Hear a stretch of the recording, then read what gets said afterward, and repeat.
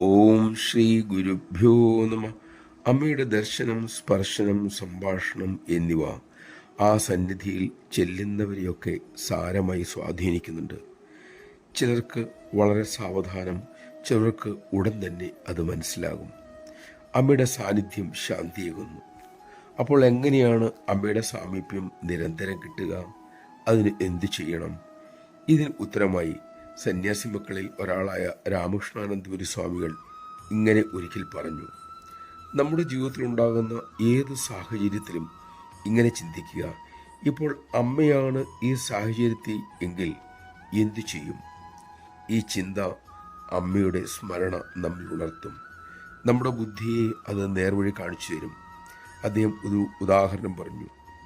ഒരിക്കൽ അദ്ദേഹം വിദേശത്ത് പരിപാടി കഴിഞ്ഞ് മടങ്ങുന്ന സമയം അടുത്ത കെട്ടിടത്തിൻ്റെ താഴെ കാലിക്കുപ്പികൾ ഏറെ കിടക്കുന്നത് കണ്ടു.